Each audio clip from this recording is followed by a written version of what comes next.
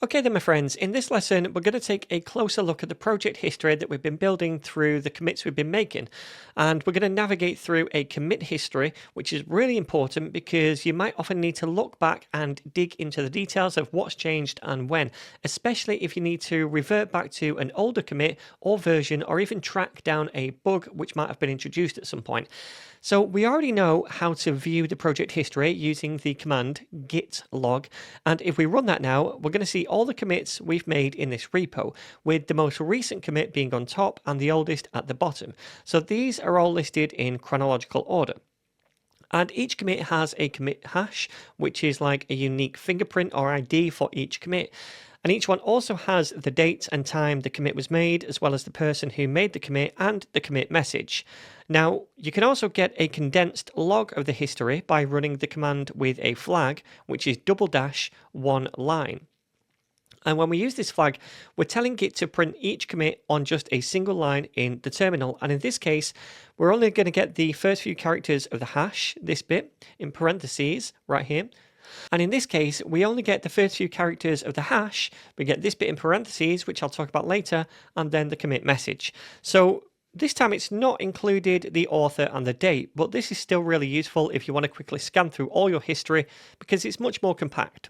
Now, say we're looking through this history of commits and we think, that's one I'd like to see more details about. Well, we can get more details about any commit using the git show command, followed by the hash of the commit that you want to see. Now, commit hashes are really long, but you only need the first few characters, and what you see here is long enough. So then I'm going to run git show followed by one of the commit hashes, and once I've done that, I'm going to press enter to see the details of that commit. And when we do that, we're going to get all those details about the commit, including the author, me, and the date and time of the commit message, and also something called a diff.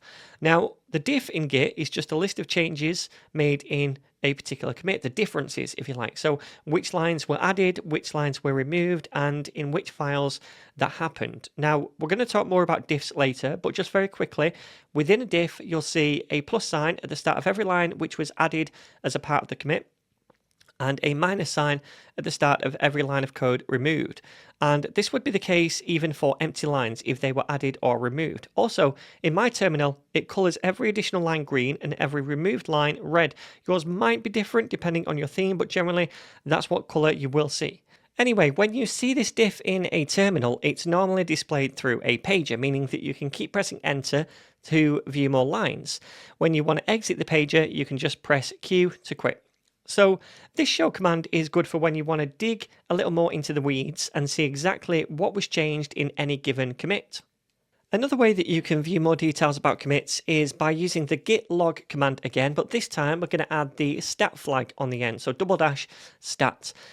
And this shows a log of all the commits along with some extra details for each one, such as what files were changed in that commit and how many lines of code were added or removed. Again, we'll most likely get this log delivered in a pager where we can just press enter to go down more lines and press Q to quit. You'll generally know if you're viewing something in a pager because of the little colon at the end down here. Also, you can hit space to go down a full page in the pager rather than just hitting enter to go down one line at a time. Anyway, there are other ways to view the commit history, but I don't want to dive into those just yet because I feel like too much information at once can be overwhelming, but I will explain as and when we use those other methods in the future. Okay, so now I'd like to show you another useful Git command, which is the diff command. Now, I already mentioned before that a diff in Git is basically all the changes made, or the differences between two different commits. So before we run this command, I want to run the git log command again using the one line flag to show them all in one line. And I've done this so that we can pluck two commit hashes that we can use for viewing the diffs between.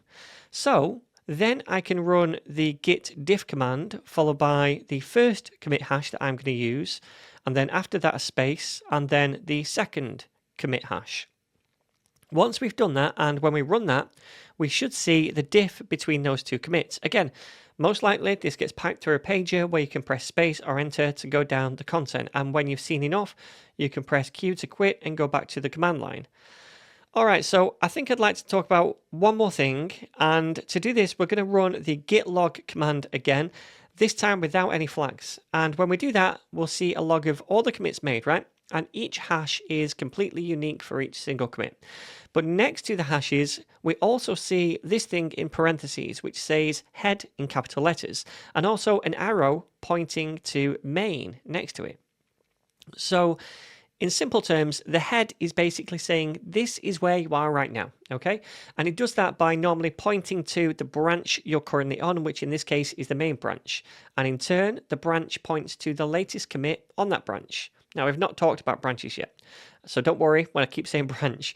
But I don't want to delve too deep into this right now. I just wanted to address this head thing that we see in the Git log. And for now, it's enough to know that it represents kind of where you are right now, which is on this main branch on the latest commit that you've made.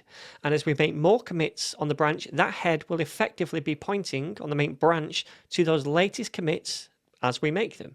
So I think that's enough now about navigating through the commit history, and in the next lesson we'll see how to go back in time and rewind the project to an earlier commit from this history.